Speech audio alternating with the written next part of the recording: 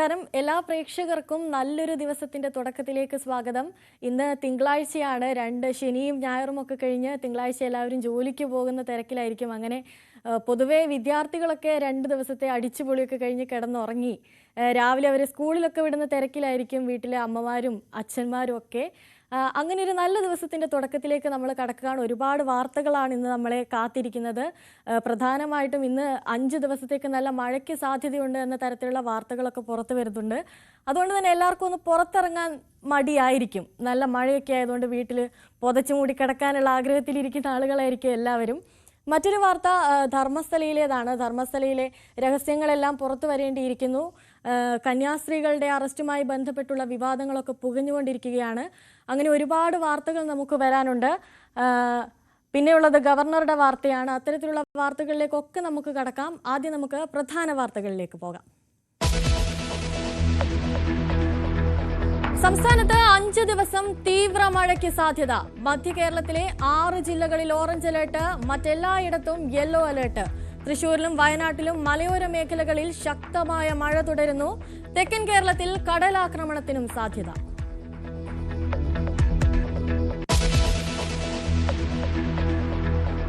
കന്യാസ്ത്രീകളുടെ മോചനത്തിൽ BJP-യോടിടഞ്ഞ് പരിവാർ സംഘടനകൾ. പരസ്യ വിമർശനവുമായി ഹിന്ദു ഐക്യവേദിയും വിശ്വ ഹിന്ദു പരിഷത്തും BJP-യല്ല രാഷ്ട്രീയ പാർട്ടികളെ പൊതുവെ പറഞ്ഞതെന്ന് സ്വാമി ചിദാനന്ദപുരിയുടെ വിശദീകരണം. അമിത്ഷായുടെ ഇടപെടലിനെ ചൊല്ലി സഭയ്ക്കുള്ളിൽ തർക്കം.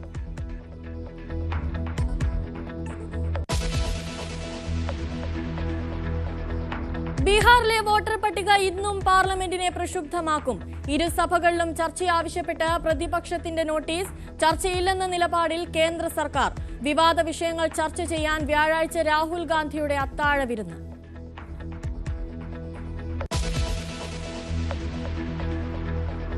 താൽക്കാലിക VC നിയമനത്തിൽ നിലപാടിലുറച്ച ഗവർണർ. നിയമനം റദ്ദാക്കണമെന്ന സർക്കാർ ആവശ്യം തള്ളി. സ്ഥിരം VC-മാരെ 1 മാസത്തിനുള്ളിൽ നിയമിക്കാൻ ധാരണ. രജിസ്ട്രാർ അനിൽകുമാർ സസ്പെൻഷൻ അംഗീകരിക്കും വരെ സിൻഡിക്കേറ്റ് ചേരില്ലെന്നും സൂചന.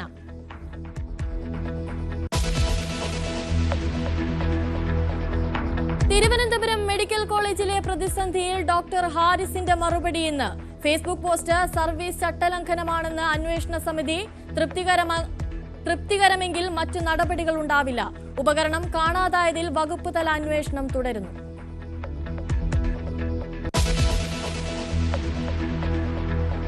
ധർമ്മസ്ഥലയിൽ ഇന്ന് തെരച്ചിൽ തുടരും. 6ാം ദിവസത്തെ തെരച്ചിൽ 11ാം പോയിന്റിൽ. അസ്ഥികൂടത്തിന്റെ ഫോറൻസിക് പരിശോധനാ ഫലം ഇന്ന് കിട്ടിയേക്കും.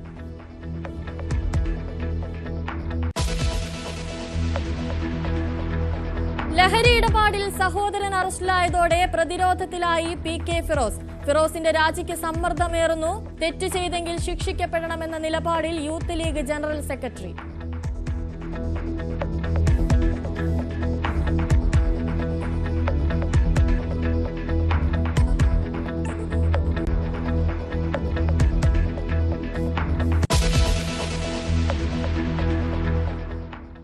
അപ്പം ഞാൻ ആദ്യം പറഞ്ഞതുപോലെ തന്നെ നമ്മൾ ആദ്യം കടക്കുന്നത് മഴയുടെ വാർത്തയിലേക്കാണ്. ഇനി വരുന്ന 5 ദിവസത്തേക്ക് അതിശക്തമായ മഴയ്ക്ക് സാധ്യതയുണ്ടെന്നുള്ള മുന്നറിയിപ്പാണ് കാലാവസ്ഥാ കേന്ദ്രം നൽകിയിരിക്കുന്നത്.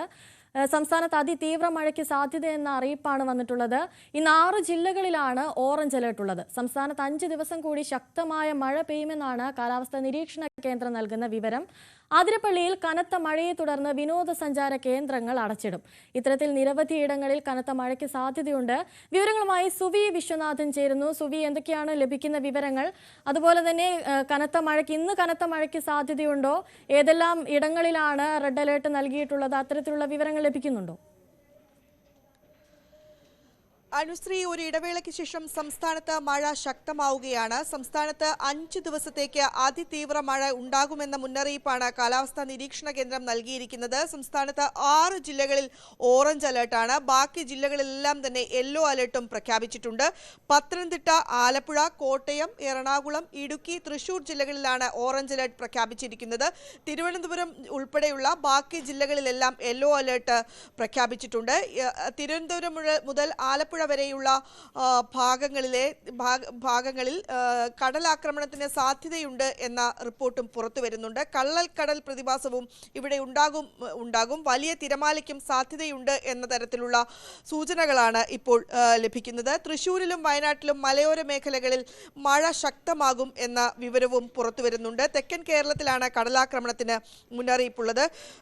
കേരളം, കർണാടക, ലക്ഷദ്വീപ് തീരങ്ങളിൽ 7-ാം തീയതി വരെ മത്സ്യബന്ധനത്തിന് വിലക്ക് ഏർപ്പെടുത്തിയിട്ടുണ്ട്. 60 കിലോമീറ്റർ വേഗതയിൽ കാറ്റ് വീശാനുള്ള സാധ്യതയുണ്ട് എന്ന വിവരങ്ങളാണ് കാലാവസ്ഥാ നിരീക്ഷണ വകുപ്പ് നൽകുന്നത്. ഒപ്പം തന്നെ വിനോദസഞ്ചാര കേന്ദ്രങ്ങളിൽ അതീവ ശക്തമായ ജാഗ്രത പാലിക്കണമെന്ന മുന്നറിയിപ്പും വിവിധയിടങ്ങളിൽ നിന്ന് നൽകുന്നുണ്ട്. ഏറ്റവും പ്രധാനം അതിരപ്പള്ളിയിലാണ്. അതിരപ്പള്ളിയിൽ ഇന്നലെ രാത്രി 4 മണിക്കൂറാണ് തുടർച്ചയായി മഴ പെയ്യുകയുണ്ടായത്. ഇതിനെ തുടർന്ന് റോഡിലേക്ക് വെള്ളം കയറുകയും ഗതാഗത തടസ്സം ഉണ്ടാവുകയും ചെയ്തിട്ടുണ്ട്. ഒപ്പം റേഞ്ച് ഓഫീസറാണ് ഇന്ന് അതിരപ്പള്ളി അടച്ചിടാൻ തീരുമാനിച്ചിരിക്കുന്നത്. അതിരപ്പള്ളി വിനോദസഞ്ചാര മേഖല ഒന്നാകെ, വാഴച്ചാൽ ഉൾപ്പെടെയുള്ള വിനോദസഞ്ചാര മേഖലയൊന്നാകെ ഇന്ന് അടച്ചിടാനാണ് നിർദ്ദേശം നൽകിയിരിക്കുന്നത്. അതിരപ്പള്ളിയിലും ഓറഞ്ച് അലർട്ട് നിലനിൽക്കുകയാണ്. ഏതായാലും ഒരിടവേളയ്ക്ക് ശേഷം സംസ്ഥാനത്ത് മഴ ശക്തമാകുകയാണ്. അനുശ്രീ. ശരി, സുവിയാണ് വിവരങ്ങൾ നൽകിയത്. ഒരിടവേളയ്ക്ക് ശേഷം സംസ്ഥാനത്ത് മഴ കനക്കുകയാണ്. വിനോദസഞ്ചാര കേന്ദ്രങ്ങൾ അടച്ചിടാനാണ് നിർദ്ദേശം നൽകിയിരിക്കുന്നത്. എല്ലാവരും അതീവ സുരക്ഷിതരായി ഇരിക്കേണ്ട സമയം. ഏത് നിമിഷമാണ് അപകടം സംഭവിക്കുക എന്ന് പറയാനാവില്ല. അതുകൊണ്ട് തന്നെ എപ്പോഴും ജാഗരൂകരായിരിക്കുക. മഴ ഇഷ്ടപ്പെടുന്നുണ്ട് എങ്കിലും മഴയത്ത് നമ്മൾ എല്ലാ കാര്യങ്ങളും ശ്രദ്ധിക്കേണ്ടിയിരിക്കുന്നു. അത്തരത്തിൽ ജാഗ്രത പാലിക്കേണ്ടതാണ്. മഴയെ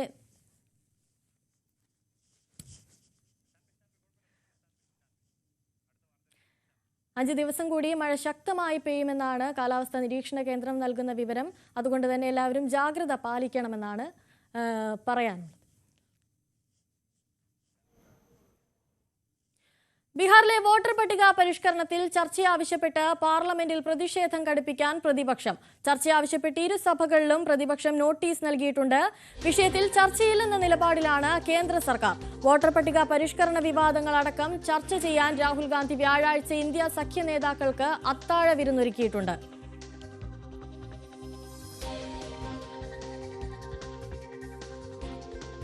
വിവരങ്ങളുമായി ER രാഗേഷ് ചേരുകയാണ്. രാഗേഷ്, കേന്ദ്ര മന്ത്രിസഭ പുനഃസംഘടനയ്ക്ക് NDA സർക്കാർ തയ്യാറെടുക്കുന്നതായാണ് സൂചന. എന്തൊക്കെയാണ് അതിൽ കൂടുതലായി ലഭിക്കുന്ന വിവരങ്ങൾ? അനുശ്രീ, കേന്ദ്ര മന്ത്രിസഭ പുനഃസംഘടന സംബന്ധിച്ച ദേശീയ മാധ്യമങ്ങളാണ് ഇപ്പോൾ റിപ്പോർട്ട് ചെയ്തിട്ടുള്ളത്. കാരണം ഇന്നലെ ആഭ്യന്തരമന്ത്രി അമിത്ഷാ അടക്കമുള്ളവർ രാഷ്ട്രപതി ഭവനിലെത്തി രാഷ്ട്രപതിയുമായി കൂടിക്കാഴ്ച നടത്തിയിരുന്നു. ഇതാണ് ഇത്തരം അഭ്യൂഹങ്ങൾക്ക് ഇപ്പോൾ ശക്തിപ്പെട്ടിരിക്കുന്നത്. ഏതായാലും ഉപരാഷ്ട്രപതി തെരഞ്ഞെടുപ്പ് നടക്കാനിരിക്കുകയാണ്. അടുത്ത മാസം 9-ാം തീയതിയാണ് ഉപരാഷ്ട്രപതി തെരഞ്ഞെടുപ്പ്. സ്വാഭാവികമായും ആ വിഷയങ്ങളടക്കം നിലനിൽക്കുന്ന സാഹചര്യത്തിൽ തന്നെയാണ് ഇന്നത്തെ കൂടിക്കാഴ്ച. പക്ഷേ കേന്ദ്രത്തിൽ മോദി സർക്കാർ അധികാരത്തിൽ വന്നിപ്പോൾ 1 വർഷം പിന്നിട്ടിരിക്കുകയാണ്. സ്വാഭാവികമായും അത്തരം നടപടികളിലേക്ക് കഴിഞ്ഞ 1-2 മോദി സർക്കാരിൻ്റെ കാലയളവ് നോക്കുകയാണെങ്കിൽ ഇത്തരത്തിൽ പുനഃസംഘടന നടന്നിട്ടുണ്ട്. സ്വാഭാവികമായും അത്തരം നടപടികളിലേക്ക്, അത്തരം ചർച്ചകളിലേക്ക് BJP നേതൃത്വം കടക്കുകയും ചെയ്തിട്ടുണ്ട്. പക്ഷേ അതിനൊപ്പം തന്നെ BJPക്ക് പുതിയ ദേശീയ അധ്യക്ഷനെ അടക്കം തെരഞ്ഞെടുക്കേണ്ടതുണ്ട്. ഏതായാലും കേന്ദ്ര സർക്കാരിന് മുന്നിൽ, BJPക്ക് മുന്നിൽ ഇപ്പോൾ ഉപരാഷ്ട്രപതി തെരഞ്ഞെടുപ്പ് തന്നെയാണ് ഏറ്റവും മുൻപിലുള്ളത്. ആ വിഷയങ്ങളാണ്, അതുമായി ബന്ധപ്പെട്ടാണ് ഇന്നലത്തെ കൂടിക്കാഴ്ച എന്നാണ് പ്രതീക്ഷിക്കുന്നത്. പക്ഷേ BJP ദേശീയ നേതൃത്വത്തിൻ്റെ പരിഗണനയിൽ ഏതായാലും കേന്ദ്രമന്ത്രിസഭ പുനഃസംഘടന അടക്കമുള്ള വിഷയങ്ങളുണ്ട്. അത് ഉപരാഷ്ട്രപതി തെരഞ്ഞെടുപ്പ് പൂർത്തിയായ ശേഷം വൈകാതെ ഉണ്ടാകും എന്ന സൂചന തന്നെയാണ് BJP വൃത്തങ്ങൾ ഈ ഘട്ടത്തിൽ നൽകുന്നത്. രാകേഷ്, അതുപോലെ തന്നെ ചർച്ച ആവശ്യപ്പെട്ട് പ്രതിപക്ഷം ഇരു സഭകളിലും നോട്ടീസ് നൽകിയിരിക്കുകയാണ്. പക്ഷേ ഇനി ചർച്ചയില്ലെന്ന നിലപാടിൽ ഉറച്ചു നിൽക്കുകയാണ് കേന്ദ്ര സർക്കാർ. അപ്പോൾ പ്രതിപക്ഷത്തിന്റെ ഇനിയുള്ള നീക്കം എന്തായിരിക്കും? കഴിഞ്ഞ 2 ആഴ്ചയായി പാർലമെന്റിൽ പ്രതിപക്ഷം ചൂണ്ടിക്കാണിക്കുന്ന അല്ലെങ്കിൽ ഉന്നയിക്കുന്ന പ്രധാനപ്പെട്ട വിഷയമാണ് ബീഹാറിലെ വോട്ടർ പട്ടിക പരിഷ്കരണം. അതിൽ ചർച്ച വേണമെന്ന ആവശ്യമാണ് പ്രതിപക്ഷം ഉന്നയിക്കുന്നത്. പക്ഷേ ഈ നിലപാടിനോട് ഒട്ടും അനുകൂല സമീപനമല്ല കേന്ദ്രത്തിൻ്റെ ഭാഗത്തുനിന്ന് ഉണ്ടായിട്ടുള്ളത്. അതുകൊണ്ട് തന്നെ സഭാ നടപടികളോട് സഹകരിക്കാൻ പ്രതിപക്ഷം തയ്യാറാവുകയും ചെയ്തിരുന്നില്ല. സ്പീക്കർ ചൂണ്ടിക്കാണിക്കുന്ന പ്രധാനപ്പെട്ട കാര്യം മുൻപുള്ള അല്ലെങ്കിൽ നേരത്തെയുള്ള കീഴ്വഴക്കമാണ്. അതായത് തെരഞ്ഞെടുപ്പ് കമ്മീഷനുമായി ബന്ധപ്പെട്ട വിഷയം 1980കളിൽ തന്നെ സഭയിൽ വന്നിരുന്നതാണ്. അന്ന് ബൽറാം ജാക്കർ ആയിരുന്നു ലോക്സഭാ സ്പീക്കർ. ആ ഘട്ടത്തിൽ കമ്മീഷനുമായി ബന്ധപ്പെട്ട വിഷയം പാർലമെന്റ് ചർച്ച ചെയ്യേണ്ടതില്ല എന്ന നിലപാടാണ് ബൽറാം ജാക്കർ സ്വീകരിച്ചത്. അന്ന് CPM അംഗമായിരുന്ന ബസുദേവ് ആചാര്യ അത്തരമൊരു നോട്ടീസ് നൽകുമെങ്കിലും അതിൽ ചർച്ച ചെയ്യാൻ സർക്കാർ തയ്യാറായിരുന്നില്ല. അത് കീഴ്വഴക്കമായി തുടരുന്നു എന്ന് തന്നെയാണ് കേന്ദ്രത്തിന്റെ വാദം. ഏതായാലും ഇന്ന് കാര്യോപദേശക സമിതി യോഗം ചേരുമ്പോൾ ഈ വിഷയത്തിൽ ചർച്ച വേണമെന്നൊരാവശ്യം പ്രതിപക്ഷം ആവർത്തിക്കാൻ തന്നെയാണ് സാധ്യത. പക്ഷേ സർക്കാർ അത് അംഗീകരിക്കാൻ സാധ്യതയില്ല. ഈ ഒരു സാഹചര്യത്തിൽ ഇന്നും സഭയിൽ വലിയ പ്രതിഷേധത്തിനിടയാക്കുമെന്ന കാര്യത്തിൽ സംശയമില്ല. ബീഹാറിൽ നിന്നുള്ള രാഷ്ട്രീയ കക്ഷികൾ മാത്രമല്ല, തൃണമൂൽ കോൺഗ്രസ് അടക്കമുള്ള കക്ഷികളും ഇത്തരത്തിൽ ആശങ്ക പ്രകടിപ്പിച്ചുകൊണ്ട് രംഗത്ത് വന്നിട്ടുണ്ട്. DMKയും P. ചിദംബരവും അടക്കമുള്ളവരും ഇന്നലെ സമാനമായ രീതിയിലുള്ള ആക്ഷേപം ഉന്നയിച്ചിരുന്നു. അതായത് ബീഹാറിൽ നിന്ന് ഒഴിവാക്കിയ 6.5 ലക്ഷം ആളുകളെ തമിഴ്നാട്ടിലെ വോട്ടർ പട്ടികയിൽ ഉൾപ്പെടുത്താൻ നീക്കം നടക്കുന്ന ആരോപണം തന്നെ DMKയും ചിദംബരവും അടക്കമുള്ളവർ ഉന്നയിച്ചതാണ്. ഈ ഒരു സാഹചര്യത്തിൽ ഇന്ന് വിവിധ പ്രതിപക്ഷ കക്ഷികൾ ഈ വിഷയം ഉന്നയിച്ച് പ്രതിഷേധിക്കാൻ തന്നെയാണ് സാധ്യത. ഏതായാലും ഈ വിഷയം വരും ദിവസങ്ങളിലും ചർച്ചയാക്കി നിർത്താൻ തന്നെയാണ് ഇന്ത്യ സഖ്യത്തിന് തീരുമാനം. വ്യാഴാഴ്ച രാഹുൽ ഗാന്ധി ഏതായാലും അത്താഴ വിരുന്ന് ഒരുക്കിയിട്ടുണ്ട് ഇന്ത്യ സഖ്യ നേതാക്കൾക്ക്. ആ ദിവസം ഉപരാഷ്ട്രപതി തെരഞ്ഞെടുപ്പിന് പുറമെ വോട്ടർ പട്ടിക പരിഷ്കരണം അടക്കമുള്ള വിഷയങ്ങളും ചർച്ചയാകുമെന്നാണ് പ്രതീക്ഷിക്കുന്നത്. അനുശ്രീ. ശരി, രാകേഷാണ് വിവരങ്ങൾ നൽകിയത്. ബീഹാറിലെ വോട്ടർ പട്ടിക പരിഷ്കരണത്തിൽ ചർച്ച ആവശ്യപ്പെട്ട് പാർലമെന്റിൽ പ്രതിഷേധം കടുപ്പിക്കാൻ ഒരുങ്ങുകയാണ് പ്രതിപക്ഷം. എന്നാൽ ചർച്ച ആവശ്യപ്പെട്ട് ഇരുസഭകളിലും പ്രതിപക്ഷം സമർപ്പിച്ച നോട്ടീസ് ഒരു തരത്തിലും ഇനി ചർച്ച ഉണ്ടാവില്ല എന്ന ഉറച്ച നിലപാടിൽ നിൽക്കുകയാണ് കേന്ദ്ര സർക്കാർ. രാകേഷാണ് വിവരങ്ങൾ നൽകിയത്. മറ്റു വാർത്തകളിലേക്ക് പോകുമ്പോൾ കന്യാസ്ത്രീകൾക്ക് ജാമ്യം ലഭിച്ചതിൽ അമിത്ഷായുടെ ഇടപെടലിനെ സംബന്ധിച്ച് സഭയിൽ തർക്കം തുടരുന്നു. കേസ് റദ്ദാക്കുന്നതിന് പ്രധാനമന്ത്രി, ആഭ്യന്തരമന്ത്രി എന്നിവരെ കണ്ട് ഇക്കാര്യം ആവശ്യപ്പെടാനും സഭാ നേതൃത്വം ആലോചിക്കുന്നുണ്ട്. അതേസമയം Amit Shah ഇടപെട്ടെന്ന് പ്രശംസിച്ച Thalassery arch bishop Mar Joseph പാംബ്ലാനിയെ തള്ളി ഇരിങ്ങാലക്കുട രൂപതാ അധ്യക്ഷൻ മാർ പോളി കണ്ണുകാടൻ കഴിഞ്ഞ ദിവസവും രംഗത്തെത്തിയിരുന്നു.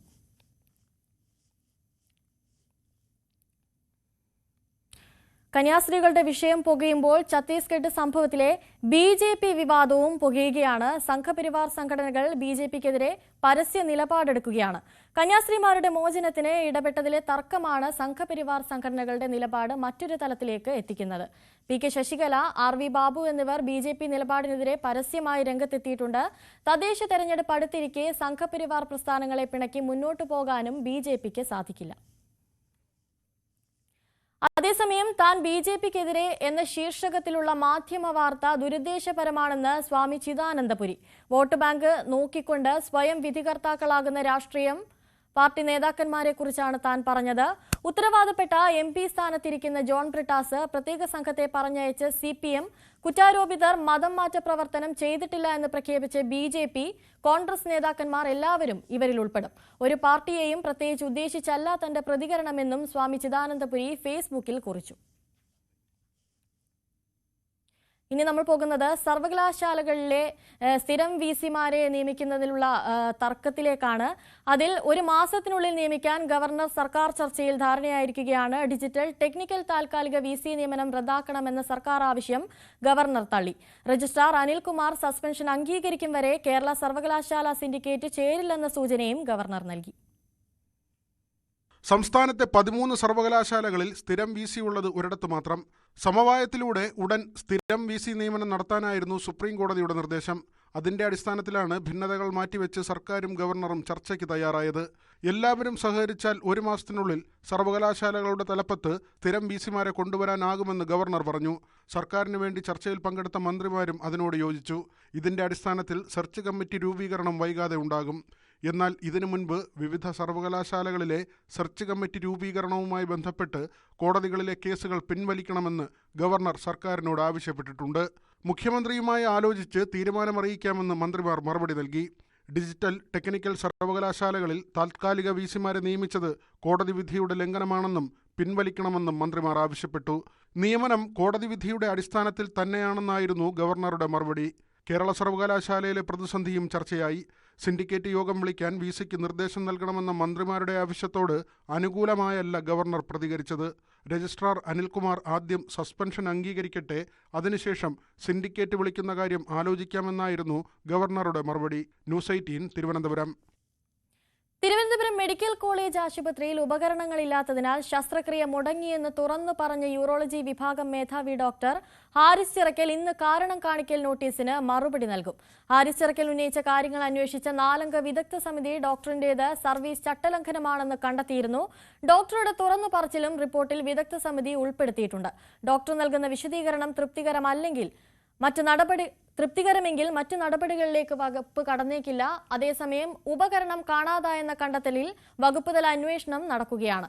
ഇക്കാര്യത്തിൽ ഹാരിസ് ചിറക്കലിന്റെ ഹിയറിംഗും ഉടനുണ്ടായേക്കും. ധർമ്മസ്ഥലയിൽ ഒരുപാട് രഹസ്യങ്ങൾ ഇനി ചുരുളഴിയാനുണ്ട്. അവിടെ മണ്ണ് കുഴിച്ച് പരിശോധന നടത്തിയെങ്കിലും ഇനിയും കണ്ടെത്താനുള്ളത് ഒട്ടേറെ മരണപ്പെട്ട ആളുകളുടെ അസ്ഥികൂടങ്ങളാണ്. അതിലേക്കൊക്കെ ഇനി കടക്കേണ്ടതുണ്ട് അന്വേഷണ സംഘം. ധർമ്മസ്ഥലയിൽ രഹസ്യങ്ങളുടെ ചുരുളഴിക്കാനുള്ള 6-ാം ദിവസ തിരച്ചിലാണ് ഇന്ന് നടക്കുന്നത്. 11-ാം പോയിന്റിലാണ് ഇന്നത്തെ തെരച്ചിൽ. അന്വേഷണം വേഗത്തിലാക്കി കോടതിയിൽ റിപ്പോർട്ട് സമർപ്പിക്കാനാണ് SITയുടെ തീരുമാനം. 6-ാം പോയിന്റിൽ നിന്ന് ലഭിച്ച മനുഷ്യ അസ്ഥികൂടത്തിന്റെ ഫോറൻസിക് പരിശോധനാ ഫലം ഇന്ന് ലഭിച്ചേക്കും. ശുചീകരണ തൊഴിലാളി ചൂണ്ടിക്കാട്ടുന്ന കൂടുതൽ ഇടങ്ങളിൽ അടയാളപ്പെടുത്തുന്നത് സംബന്ധിച്ച തീരുമാനവും ഇന്നുണ്ടായേക്കും.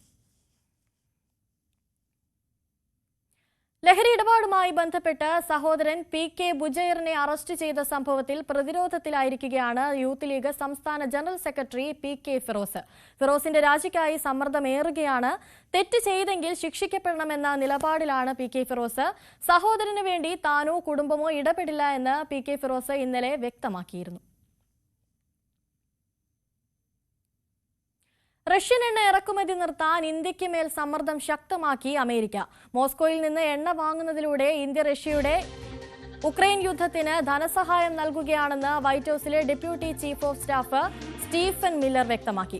റഷ്യൻ എണ്ണ ഇറക്കുമതി ഇന്ത്യ തുടരാൻ തീരുമാനിച്ച സാഹചര്യത്തിലാണ് ഡൊണാൾഡ് ട്രംപിന്റെ അടുത്ത സഹായിയുടെ രൂക്ഷ വിമർശനം.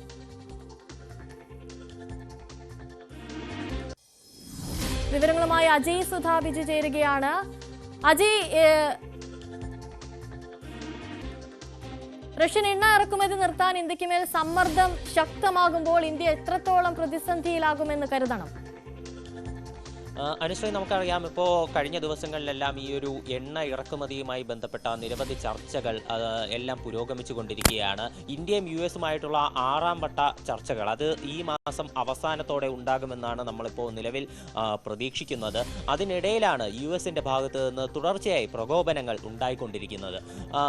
US പ്രസിഡന്റായിട്ടുള്ള ഡൊണാൾഡ് ട്രംപിന്റെ ഭാഗത്തു നിന്നുള്ള ഒരു ഭീഷണികളും അതുപോലെ തന്നെ അദ്ദേഹത്തിന്റെ മുന്നറിയിപ്പുകളും അതെല്ലാം നമ്മൾ ഇതിനു മുൻപ് കണ്ടതാണ്. അതിനിടയ്ക്കാണ് ഇപ്പോൾ US-ന്റെ ഡെപ്യൂട്ടി ചീഫ് ഓഫ് സ്റ്റാഫിലുള്ള അംഗമായിട്ടുള്ള സ്റ്റീഫൻ മില്ലർ അദ്ദേഹം ഇന്ത്യയെ വിമർശിച്ചുകൊണ്ട് രംഗത്തെത്തിയിട്ടുള്ളത്. ഇപ്പോൾ നിലവിൽ US-ൽ നിന്ന് US-ന്റെ പ്രസിഡന്റ് അല്ലാതെ അവിടെയുള്ള മറ്റ് പ്രതിനിധികളിൽ നിന്നുണ്ടായിട്ടുള്ളത് വെച്ച് ഏറ്റവും രൂക്ഷമായിട്ടുള്ളൊരു വിമർശനം കൂടിയാണിത്. ഇന്ത്യ റഷ്യയിൽ നിന്ന് എണ്ണ വാങ്ങുന്നതിലൂടെ റഷ്യയുടെ യുക്രൈൻ യുദ്ധത്തിന് ഇന്ത്യ ധനസഹായം ചെയ്യുകയാണ്, റഷ്യക്ക് ഇന്ത്യ ഫണ്ട് ചെയ്യുകയാണ് എന്നതാണ് അദ്ദേഹം ഉന്നയിച്ചിട്ടുള്ള പ്രധാനപ്പെട്ട ആരോപണം. ഇതിനു മുൻപ് US state secretary Marco Rubio ഇന്ത്യയെ ഇത്തരത്തിൽ ഒരു വിമർശിച്ചിരുന്നു. എന്നാൽ അതിനേക്കാൾ ഒരു രൂക്ഷമായ ഭാഷയിലാണ് സ്റ്റീഫൻ മില്ലറിന്റെ വിമർശനം എന്ന് പറയുന്നത്. എന്നാൽ കഴിഞ്ഞ ദിവസമെല്ലാം കേന്ദ്ര സർക്കാരിന്റെ നിലപാട് വന്നതിനനുസരിച്ച് US-നെ അധികം പ്രകോപിപ്പിക്കാതെ ചർച്ചകളുമായി മുന്നോട്ട് പോകാൻ തന്നെയാണ് ഇന്ത്യയുടെ തീരുമാനമെന്ന് പറയുന്നത്. കൂടുതൽ ഉൽപ്പന്നങ്ങൾ ഇന്ത്യ US വ്യാപാര കരാറിൽ ഉൾപ്പെടുത്താനും ഇന്ത്യ ആലോചിക്കുന്നുണ്ട്. അതുപോലെ തന്നെ US-ൽ നിന്ന് കൂടുതൽ പെട്രോളിയം ഉൽപ്പന്നങ്ങൾ ക്രൂഡ് ഓയിൽ ഉൾപ്പെടെ വാങ്ങാനായിട്ട് ഇന്ത്യ ആലോചിക്കുന്നുണ്ട്. നിലവിൽ ഇന്ത്യ ഇറക്കുമതി ചെയ്യുന്ന എണ്ണയുടെ അളവിൽ 6-ാം സ്ഥാനത്താണ് US-ന്റെ ഒരു സ്ഥാനമെന്ന് പറയുന്നത്. കേവലം 4.6% ക്രൂഡ് ഓയിൽ മാത്രമാണ് നിലവിൽ ഇന്ത്യ US-ൽ നിന്ന് ഇറക്കുമതി ചെയ്യുന്നത്. എന്നാൽ ട്രംപ് 2-ാം വട്ടം അധികാരത്തിൽ കയറിയതിനു ശേഷം മുൻപത്തേനേക്കാൾ കഴിഞ്ഞ വർഷത്തേക്കാൾ ഇന്ത്യ ഇപ്പോൾ നിലവിൽ ഇറക്കുമതി കൂട്ടിയിട്ടുണ്ട്. അല്ലാതെ തന്നെ ഇപ്പോൾ ഇതിനേക്കാൾ ക്രൂഡ് ഓയിൽ ഇറക്കുമതി കൂട്ടാനാണ് ഇന്ത്യ നിലവിൽ ആലോചിക്കുന്നത്. അതേസമയം അമേരിക്കയിൽ 4.6% ക്രൂഡ് ഓയിലാണ് ഇന്ത്യ ഇറക്കുമതി ചെയ്യുന്നതെങ്കിൽ റഷ്യക്ക് ഇതിൻ്റെ 10 മടങ്ങ് അപ്പുറമുള്ള ക്രൂഡ് ഓയിൽ ഇന്ത്യ റഷ്യയിൽ നിന്ന് ഇറക്കുമതി ചെയ്യുന്നുണ്ട്. നിലവിൽ 36% ക്രൂഡ് ഓയിലാണ് ഇന്ത്യ റഷ്യയിൽ നിന്ന് ഇറക്കുമതി ചെയ്യുന്നത്. ഇതിനു മുൻപേ നമുക്കെല്ലാവർക്കും അറിയാം, ഇന്ത്യയുടെ ഏറ്റവും പ്രധാനപ്പെട്ട ക്രൂഡ് ഓയിൽ ഇന്ത്യ പ്രധാനമായിട്ടും വാങ്ങിയിരുന്നത് മിഡിൽ ഈസ്റ്റ് രാജ്യങ്ങളിൽ നിന്നായിരുന്നു. എന്നാൽ ഈ റഷ്യ യുക്രൈൻ സംഘർഷം ഉണ്ടായതിനു ശേഷം പാശ്ചാത്യ രാജ്യങ്ങൾ, അമേരിക്ക ഉൾപ്പെടെയുള്ള പാശ്ചാത്യ രാജ്യങ്ങൾ റഷ്യയ്ക്ക് മേൽ കടുത്ത ഉപരോധവുമായി രംഗത്ത് വന്നതിന് പിന്നാലെ റഷ്യൻ ഓയിലിന് വില കുറയുകയുണ്ടായി. ഈ വില കുറഞ്ഞ പശ്ചാത്തലത്തിലാണ് ഇന്ത്യ റഷ്യയിൽ നിന്ന് കൂടുതലായി ക്രൂഡ് ഓയിൽ വാങ്ങിച്ചു തുടങ്ങിയത്. നിലവിൽ 36% റഷ്യയിൽ നിന്ന് ക്രൂഡ് ഓയിൽ വാങ്ങുന്നത്. കഴിഞ്ഞ ദിവസമെല്ലാം നമ്മുടെ വിദേശകാര്യ മന്ത്രാലയം ഉൾപ്പെടെ വ്യക്തമാക്കിയിരുന്നു, ഇന്ത്യ എണ്ണ വാങ്ങുന്നത് അത് ആഗോളതലത്തിലെ വിലയുടെ അടിസ്ഥാനത്തിലും അതുപോലെ തന്നെ ഇന്ത്യയുടെ മറ്റ് കച്ചവട താല്പര്യങ്ങളും അതെല്ലാം അനുസരിച്ചിരിക്കും എന്നാണ് പറഞ്ഞത്. അല്ലാതെ മറ്റ് തരത്തിലുള്ള ഒരു കാര്യങ്ങളും വിട്ടുവീഴ്ചയും ഒന്നുമില്ല എന്ന് പറഞ്ഞിരുന്നു. നിലവിൽ റഷ്യയിൽ നിന്ന് എണ്ണ ഇറക്കുമതി ചെയ്യുന്ന നിലപാടിൽ നിന്ന് ഇന്ത്യ പിന്നോട്ടും പോയിട്ടില്ല. അക്കാര്യത്തിൽ എണ്ണ കമ്പനികൾക്കാണെങ്കിലും ഒരു തരത്തിലുള്ള നിർദ്ദേശവും കൊടുത്തിട്ടില്ല എന്ന് വിദേശകാര്യ മന്ത്രാലയം വ്യക്തമാക്കിയിരുന്നു. നിലവിലും ആ ഒരു നിലപാടുമായിട്ട് തന്നെയാണ് ഇന്ത്യ മുന്നോട്ട് പോകുന്നത്. ഇന്ത്യയിൽ എണ്ണയുടെ വില, ക്രൂഡ് ഓയിലിൻ്റെ വില സന്തുലിതാവസ്ഥയിൽ നിർത്തുന്നതിനും ഈ റഷ്യയിൽ നിന്ന് എണ്ണ വാങ്ങിച്ചു തുടങ്ങിയ ആ ഒരു കാര്യം നിർണായകം തന്നെയാണ്. ഇന്ത്യ റഷ്യയിൽ നിന്ന് അമേരിക്ക പറയുന്നത് അനുസരിച്ച് എണ്ണ നിലവിൽ വാങ്ങാതിരുന്നാൽ ഇന്ത്യയുടെ ഇറക്കുമതിയിൽ, ക്രൂഡ് ഓയിൽ ഇറക്കുമതിയിൽ മൊത്തത്തിൽ 9 മുതൽ 11 ബില്യൺ ഡോളറിൻ്റെ വരെ വർധനവ് ഉണ്ടാകുമെന്നാണ് ഇപ്പോൾ കഴിഞ്ഞ ദിവസം ഉൾപ്പെടെ നമുക്ക് നടത്തിയിട്ടുള്ള ഒരു വിലയിരുത്തലുകളിൽ നിന്ന് മനസ്സിലാക്കാൻ സാധിക്കുന്നത്. അതുകൊണ്ട് തന്നെ ഇത്ര വലിയൊരു നഷ്ടം സഹിച്ച് ഇന്ത്യ റഷ്യയിൽ നിന്ന് എണ്ണ ഇറക്കുമതി നിർത്താനുള്ള സാധ്യതകളില്ല. പകരം അമേരിക്കയുമായി കൂടുതൽ ഉൽപ്പന്നങ്ങൾ ആ വ്യാപാര കരാറിൽ ഉൾപ്പെടുത്തി അമേരിക്കയെ സമവായത്തിൽ എത്തിക്കാനുള്ള ശ്രമങ്ങളായിരിക്കും ഇന്ത്യ അങ്ങോട്ട് നടത്തുക. അനുശ്രീ. അജയ് സുധാ ബിജു ആണ് വിവരങ്ങൾ നൽകിയത്. ഇനി നമ്മൾ പോകുന്നത് സിനിമയിലെ ചില വാർത്തകളിലേക്കാണ്. അമ്മയിലെ മെമ്മറി കാർഡ് വിവാദം കനക്കുകയാണ്. അതുപോലെ തന്നെ അമ്മയിലെ തെരഞ്ഞെടുപ്പ് അടുത്തിരിക്കുമ്പോൾ എത്രത്തോളം ഈ മെമ്മറി കാർഡ് വിവാദം അതിനെ സ്വാധീനിക്കുമെന്നത് ഇനി കണ്ടു തന്നെ അറിയണം. നടിമാരുടെ മൊഴികൾ കുക്കു പരമേശ്വരൻ ചിത്രീകരിച്ച് പലരെയും ബ്ലാക്ക്മെയിൽ ചെയ്യുന്നുവെന്ന ആരോപണമാണ് ഇപ്പോൾ ശക്തമായിക്കൊണ്ടിരിക്കുന്നത്. നടിമാരായ പൊന്നമ്മ ബാബു, ഉഷ, പ്രിയങ്ക എന്നിവർക്ക് പുറമെ കൂടുതൽ വെളിപ്പെടുത്തലുകൾ കുക്കുവിനെതിരെ ഉണ്ടാകുമെന്നാണ് സൂചന. നിർമ്മാതാക്കളുടെ സംഘടനയിലെ തെരഞ്ഞെടുപ്പിലും ഇന്ന് ചിത്രം വ്യക്തമാകും. സാന്ദ്ര തോമസിന്റെ നോമിനേഷൻ തള്ളിയേക്കുമെന്നും സൂചനയുണ്ട്.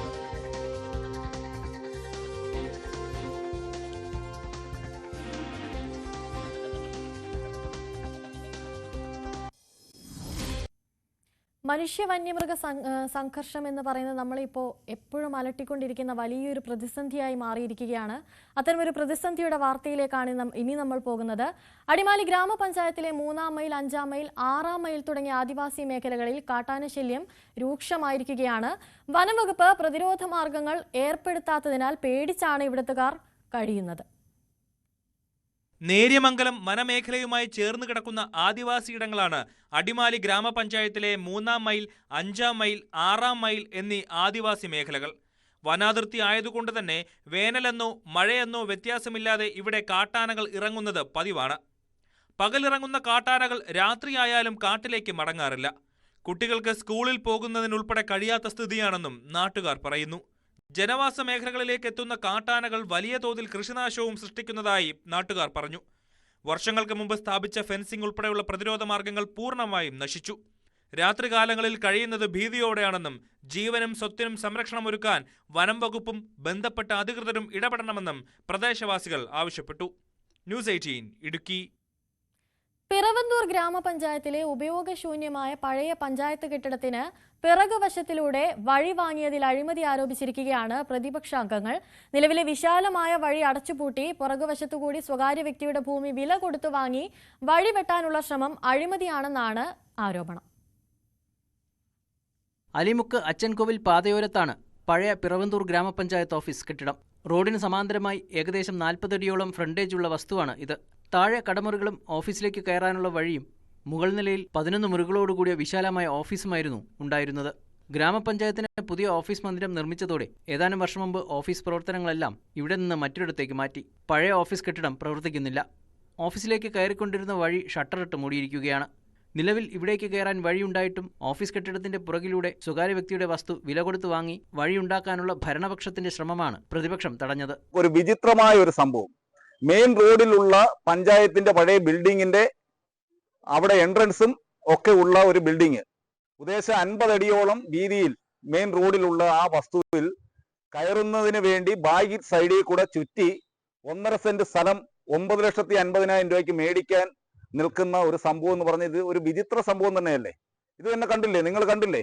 ഇത് ഇവിടെ ഈ 1.5 സെന്റ് ഇത് മേടിക്കുമ്പോൾ ഇത് ഉദ്ദേശിക്കുന്നത് ഇതിൻ്റെ അകത്ത് ലക്ഷക്കണക്കിന് രൂപ അഴിമതി കാണിക്കുക, തട്ടിമാറ്റുക എന്നുള്ളതാണ് ഇതിന്റെ മെയിൻ ലക്ഷ്യം. പഞ്ചായത്ത് യോഗത്തിൽ ചർച്ച ചെയ്തപ്പോൾ പ്രതിപക്ഷ അംഗങ്ങൾ നൽകിയ വിയോജനക്കുറിപ്പ് പരിഗണിക്കാതെയാണ് വഴിവെട്ടാനുള്ള ശ്രമമെന്നും അംഗങ്ങൾ ആരോപിച്ചു.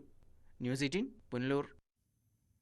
നമുക്കിപ്പോൾ എവിടെയെങ്കിലും പോകാൻ വാഹനമില്ലാതിരിക്കുക എന്ന് പറയുന്നത് ഒരു വലിയ പ്രതിസന്ധിയാണ്. അത്തരത്തിൽ ഒരു ദിവസം വാഹനം കിട്ടാതിരുന്നു കഴിഞ്ഞാൽ നമ്മൾ അനുഭവിക്കുന്ന ബുദ്ധിമുട്ട് എത്രയാണെന്ന് പോലും പറഞ്ഞറിയിക്കാൻ പറ്റില്ല. അതുപോലെ ബുദ്ധിമുട്ട് അനുഭവിക്കുന്ന ഒരു കൂട്ടം ആളുകളുടെ വാർത്തയിലേക്കാണ് ഈ പോകുന്നത്. പത്തനംതിട്ട മല്ലപ്പള്ളി പുല്ലുകുത്തി റോഡിലെ കലുങ്കിൽ വലിയ കുഴി രൂപപ്പെട്ടതോടെ അവിടുത്തെ ഗതാഗതം നിരോധിച്ചിരിക്കുകയാണ്. പുതിയ കലുങ്ക് നിർമ്മിച്ചാൽ മാത്രമേ ഗതാഗതം പുനഃസ്ഥാപിക്കാൻ കഴിയൂ. ഗതാഗതം നിരോധിച്ചതോടെ അവിടുത്തെ പ്രദേശവാസികളാണ് ദുരിതത്തിലായിരിക്കുന്നത്. മല്ലപ്പള്ളി പുല്ലുകുത്തി റോഡിലെ തൊട്ടിപ്പടി ഭാഗത്തെ കലുങ്കിലാണ് കുഴി രൂപപ്പെട്ടത്. PWD മെയിൻ്റനൻസ് വിഭാഗം യന്ത്രസഹായത്താൽ കുഴിച്ചപ്പോൾ കലുങ്കിന് ബലക്ഷയമുണ്ടെന്ന് കണ്ടെത്തി. തുടർന്ന് ഗതാഗതം പൂർണ്ണമായി നിരോധിച്ചു. മല്ലപ്പള്ളിയിൽ നിന്ന് പുല്ലുകുത്തി, നൂറോമാവ് തുടങ്ങിയ സ്ഥലങ്ങളിലേക്ക് പോകുന്നവർ ബുദ്ധിമുട്ടിലായി. എൻ്റെ വീടിൻ്റെ ഫ്രണ്ടിലോട്ട് ഞാനും മോനൂടെ ബൈക്കിൽ ഇങ്ങോട്ട് ഇറങ്ങി ഒരു ചെറിയൊരു ഹോള് പോലെ കണ്ടു. അപ്പോൾ ഈ കലുങ്കിടിഞ്ഞ് കിടക്കുന്നതിനാ ഞാനത് ശ്രദ്ധിച്ചപ്പോൾ ചെറിയൊരു ഹോളായിരുന്നു. പിന്നെ വണ്ടി പോകാൻ തുടങ്ങിയപ്പോഴാണ് ഇത് വലുതായിട്ട് വന്നത്. അന്ന് 8 മണിയോടെ ഞങ്ങൾ കീഴ്വായ്പൂർ അറിയിച്ചു. പോലീസും എല്ലാം വന്നായി ബാരിക്കേഡ് ഞങ്ങൾ വെച്ച്. പുതിയ കലുങ്ക് നിർമ്മിച്ചാലേ ഗതാഗതം പുനഃസ്ഥാപിക്കാൻ കഴിയൂ. ഇതിനായി 25 ലക്ഷം രൂപ അനുവദിക്കുമെന്ന് അധികൃതർ ഉറപ്പു നൽകി. പക്ഷേ ഇതുവരെയും ഒരു നടപടിയും ഉണ്ടായിട്ടില്ല. കലുങ്ക് നിർമ്മാണം ഉടൻ പൂർത്തിയാക്കണമെന്നാണ് നാട്ടുകാരുടെ ആവശ്യം. ന്യൂസ് 18 പത്തനംതിട്ട. ഈ മഴക്കാലം തുടങ്ങിയതോടെ ഒരുപാട് റോഡുകൾ പൊട്ടിപ്പൊളിയുന്ന വാർത്തകളാണ് നമുക്ക് എവിടെയും കേൾക്കാനുള്ളത്. ഇടുക്കി ഇരട്ടിയാറിലും dam site Irattayar north road തകർന്നതോടെ കടുത്ത യാത്രാക്ലേശത്തിലാണ് അവിടുത്തെ പ്രദേശവാസികൾ. റോഡിന്റെ വിവിധ ഭാഗങ്ങളിൽ കുഴികൾ രൂപപ്പെട്ടതോടെ ഇരുചക്ര വാഹനങ്ങൾക്ക് പോലും യാത്ര ചെയ്യാൻ കഴിയാത്ത ഒരു സാഹചര്യമാണ്. ഇരട്ടയാർ ഡാം സൈറ്റ് റോഡിലൂടെ യാത്ര ചെയ്താൽ യാത്രക്കാരുടെ നടുവൊടിയും.